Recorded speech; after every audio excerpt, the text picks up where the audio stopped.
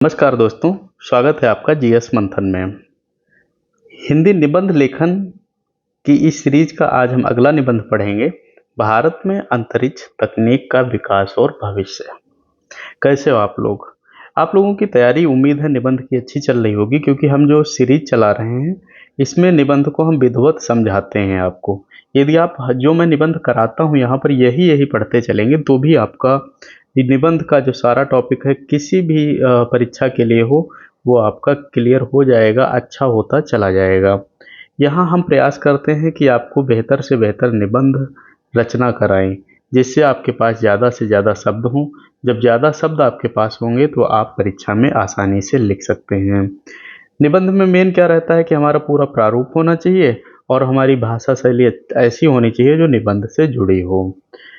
हमें कोई भी शब्द बार बार रिपीट नहीं करना होता, यानी एक ही पैराग्राफ में मान लेते हैं कई चीज़ें बार बार वही डाल रहे हैं, ये नहीं करनी है।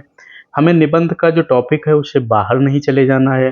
कोटेशन इतने ज़्यादा नहीं ज़बरदस्ती के लिख देने हैं कि जिससे लगे कि कोटेशन ही कोटेशन बिना मतलब के भरे हुए हैं। यानी एक तार्किक निबंध हमें लिखना होता है।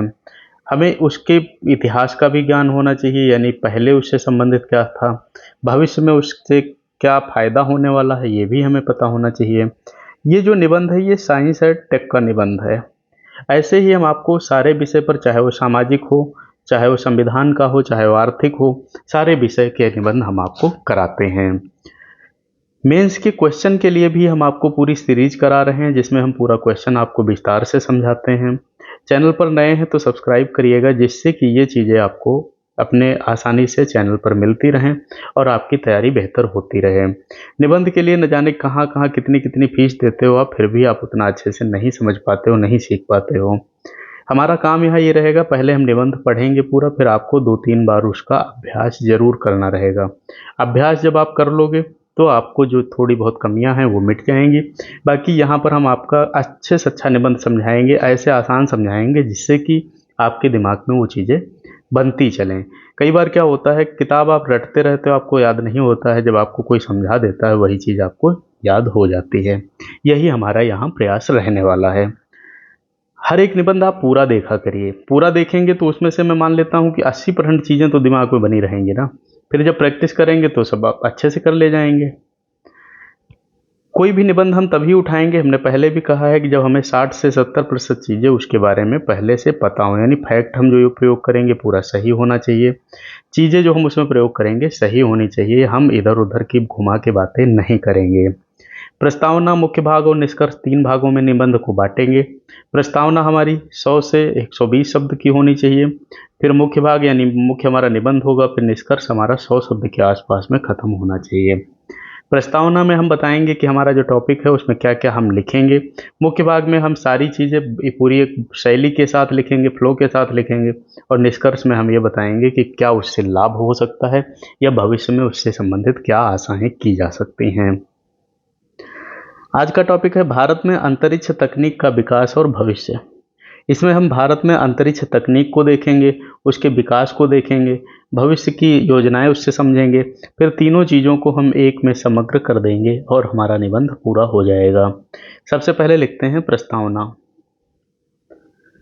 प्रस्तावना में क्या लिखेंगे, कुछ हम 100 से 130 शब्द के आसपास का ऐसा डाटा, ऐसा फॉर्मेट बनाएंगे प्रस्तावना में जो कि प्रभावी लगे।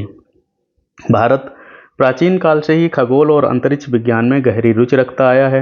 आर्यभट्ट, बराहमिहिर और भास्कराचार्य जैसे महान वैज्ञानिकों ने खगोलीय गणनाओं और ग्रह नक्षत्रों के अध्ययन में महत्वपूर्ण योगदान दिया है। आधुनिक भारत ने इस परंपरा को आगे बढ़ाते हुए अंतरिक्ष विज्ञान को राष्ट्रीय विकास का आधार बनाया।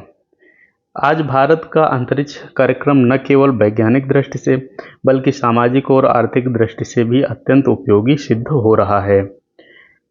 जैसा कि डॉक्टर एपीजे अब्दुल कलाम ने कहा था, सपना वह नहीं है जो आप सोते समय देखते हैं, सपना वह है जो आपको सोने ना दे। भारत ने भी अंतरिक्ष तकनीक का सपना देखा और उसे हकीकत में बदल दिया। तो काफ़ी सारे निबंध डाले जा चुके हैं, आप इनको देखिएगा, जिसमें पूर्ण प्रारूप है, सटीक भाषा है, उत्तम वाक्य रचना है, करंट अफेयर से युक्त है। चैनल सब्सक्राइब कर लेंगे तो आपको ये सारी चीज़ें हमेशा मिलती रहेंगी। प्रस्तावना के बाद हम क्या लिखेंगे, थोड़ा आरंभ और विकास की यात्रा कैसे होती है। भारत का अंतरिक्ष कार्यक्रम 1960 के दशक में डॉक्टर विक्रम साराभाई के नेतृत्व में प्रारंभ होता है। उनका मानना था कि अंतरिक्ष विज्ञान केवल वैज्ञानिक जिज्ञासा तक सीमित न रहे, बल्कि आम जनता की समस्याओं का समाधान करे।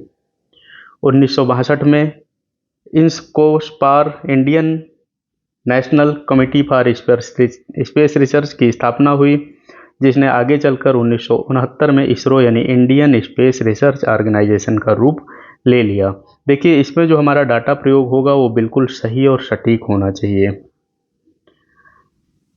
1975 में सोवियत संघ की सहायता से भारत का पहला उपग्रह आर्यभट्ट लॉन्च किया गया। इसके बाद 1980 में स्वदेशी रॉकेट SLV-3 से उपग्रह रोहिणी को कक्षा में स्थापित किया गया।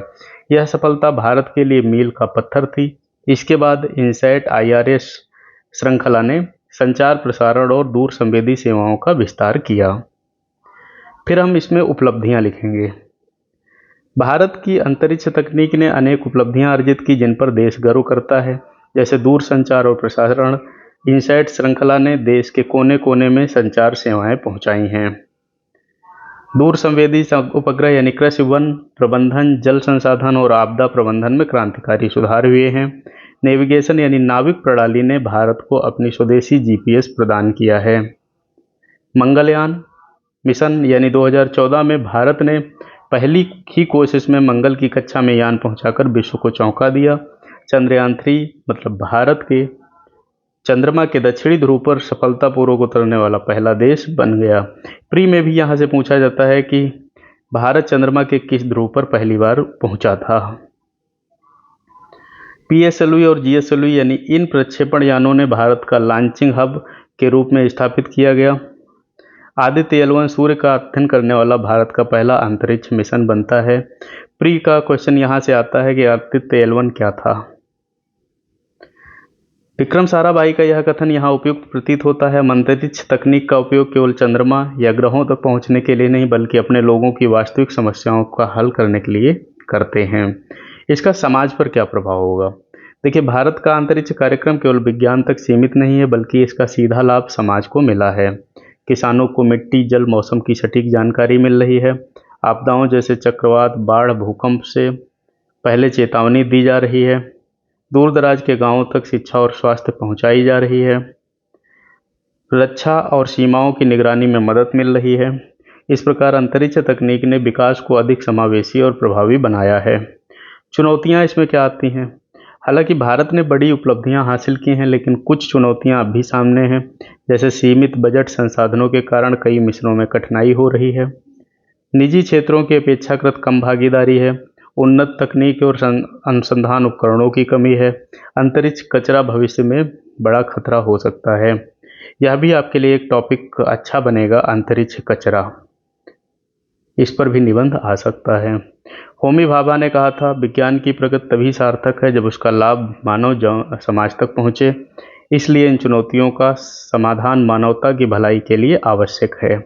अब हम देखते हैं इससे भविष्य की क्या संभावनाएं निकलती हैं। गगनयान मिशन से भारतीय अंतरिक्ष यात्री अंतरिक्ष की यात्रा करेंगे। चंद्रमा और मंगल पर आगे अनुसंधान होंगे। निजी कंपनियों की भागीदारी से स्पेस इंडस्ट्री का विकास होगा। भारत का अपना स्पेस स्टेशन स्थापित किया जाएगा। अंतरिक्ष से ऊर्जा उत्पादन और सौर अध्ययन नई दिशा को पाएंगे।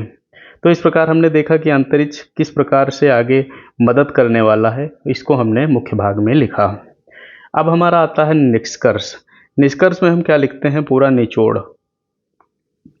निचोड़ मतलब जो हमने मुख्य भाग में लिखा है उसको हम एक समरी के रूप में लिखेंगे।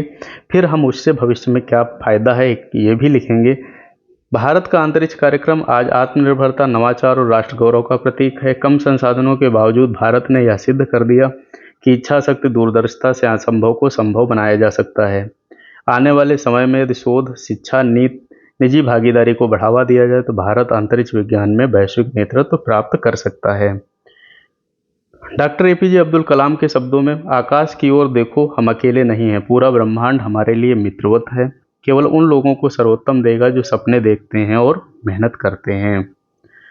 भारत का अंतरिक्ष सफर इसी भावना से निरंतर आगे बढ़ रहा है और भविष्य में यह मानवता के लिए नई संभावनाओं का द्वार खोलने वाला है। यह निबंध लगभग 2100 शब्द का है, जिसमें से आपको 600 से 1000 शब्द परीक्षा में लिखने रहेंगे। इस निबंध को पूरे प्रारूप के साथ बनाया गया है, कोई चीज़ रिपीट नहीं की गई है। इसमें से आपको 600 शब्द निकालने या 1000 शब्द निकालने मुझे नहीं लगता है बहुत तकलीफ होगी या दिक्कत आएगी। 2-3 बार बस आपको प्रैक्टिस करना रहेगा। चैनल पर नए हैं तो सब्सक्राइब कर लीजिएगा, जिससे आने वाले आपको सारे वीडियो हैं मिलते रहें। कोई निबंध नहीं समझ में आए तो आप मुझे टॉपिक मैसेज कर दीजिएगा, हम उस पर समझाएंगे। कई लोग करते हैं अपना अपना टॉपिक और हम समझाते भी हैं। पसंद आए तो लाइक करिएगा, अपने दोस्तों में भी शेयर करिएगा, जिससे इसका लाभ सब लोग पा सकें। मेंस की सीरीज के लिए भी आप सब्सक्राइब कर सकते हैं। धन्यवाद।